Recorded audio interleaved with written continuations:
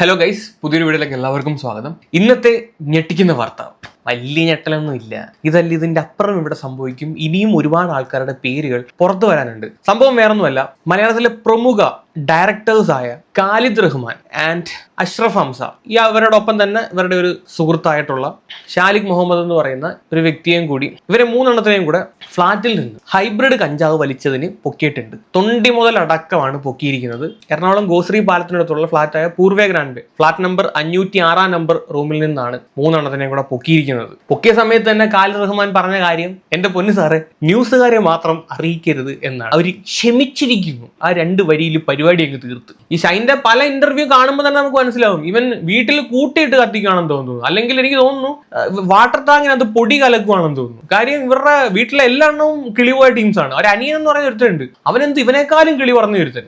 ഇതെല്ലാം ഇൻബിൽട്ട് ആയിട്ട് കിളിപോയ ടീംസ് ആണെന്നാണ് തോന്നുന്നത്. ഈ പറയുന്ന പൊടിയും വലിയും ഇല്ലാത്തവന്മാരെ കൊണ്ട് സിനിമ എടുക്കാൻ നിന്ന് കഴിഞ്ഞാൽ ഇവിടെ സിനിമ ഓടത്തില്ല. എന്റെ ഒരു വിശ്വാസം വെച്ചിട്ട് ഏതാണ്ട് 80% മുകളിൽ ആൾക്കാരും സിനിമാക്കാർ ഇത് തന്നെ ഈ ഒരു സാധനം യൂസ് ചെയ്യുന്നവരാണ്. ഈ പറയുന്ന സംഭവങ്ങളൊന്നും ഇവിടെ അവസാനിക്കാൻ പോകുന്നില്ല. നിങ്ങൾ തന്നെ ആലോചിച്ച് നോക്കി, ഇപ്പൊ റീസെന്റ് ആയിട്ട് തന്നെ എത്ര പേരുടെ പേരാണ് ഈ ഒരു കേസിൽ വന്നേക്കുന്നത്. ഷൈൻ്റെ പേര്, ബാസിയുടെ പേര്, ഇവരൊക്കെ സ്ഥിരം ടീംസുകളാണ്. ഇപ്പൊ കഴിഞ്ഞ ദിവസം ബിഗ് ബോസിലെ ജിൻഡോയ്ക്ക് നോട്ടീസ് കൊടുത്തെന്നും പറഞ്ഞിട്ട് ഒരു വാർത്ത വന്നിട്ടുണ്ടായിരുന്നു. അത് അവളെ ഒരുത്തിയെ പൊക്കിയല്ലോ, എന്നാൽ അവിടെ കോൺടാക്ട് ലിസ്റ്റിലുള്ള ആൾക്കാരുണ്ട്. അതുപോലെ പ്രയാഗ മാർട്ടിന് നോട്ടീസ് കൊടുത്തെന്നും പറഞ്ഞു. ഓരോരുത്തരുടെ കോൺടാക്ട് ലിസ്റ്റിലുള്ള ആൾക്കാർക്കാണ് നോട്ടീസ് കൊടുക്കുന്നത്. ഇപ്പം വേണ്ട ഇവര് സമീർ താഹിറിന്റെ ഫ്ളാറ്റിൽ വെച്ചിട്ട് ഖാലിദ് റഹ്മാനെയും അഷ്റഫ് ഹംസയും കൂടെ പൊക്കിയിരിക്കുന്നത്. അതായത് ഇതിനകത്ത് ഇതൊക്കെ ഒരു ബെൽറ്റാണ്.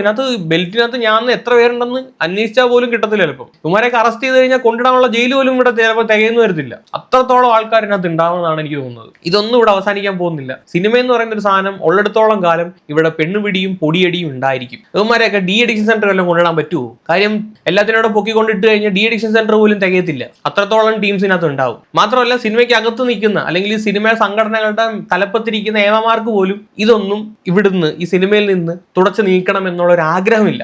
ആഗ്രഹം ഉണ്ടെങ്കിൽ പോലും ഇവന്മാരെ ശ്രമിക്കത്തുമില്ല. അതിന് കാരണം എന്താണെന്ന് വെച്ച് കഴിഞ്ഞാൽ പല പ്രമുഖരായിട്ടുള്ള നടന്മാരെയൊക്കെ വെറുപ്പിക്കേണ്ടി വരും, അല്ലെങ്കിൽ അവരെയൊക്കെ എക്സ്പോസ് ചെയ്യേണ്ടി വരും. അതിനെന്താണെങ്കിലും ഈ സംഘടനയുടെ തലപ്പത്തിരിക്കുന്നവന്മാർ നോക്കത്തില്ല. ഇപ്പൊ ഷൈനെ പിടിച്ച സമയത്ത് ഷൈൻ്റെ ഒരു മൊഴി ഉണ്ടായിരുന്നു. ഒരു പ്രമുഖ സിനിമാ കുടുംബത്തിലെ പ്രമുഖ നടനും അദ്ദേഹത്തിന്റെ ഭാര്യയും ഈ പറയുന്ന സാധനങ്ങളൊക്കെ യൂസ് ചെയ്യുന്നതാണ്.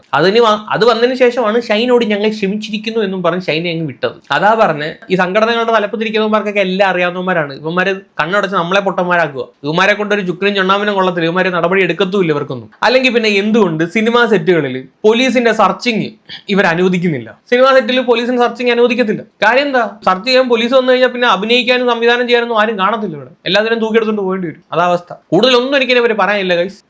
എനിക്ക് ആ കൂടി പറയാനുള്ള കാര്യം എന്താണെന്ന് വെച്ച് കഴിഞ്ഞാൽ ഇത് ഇനിയും തുടരും.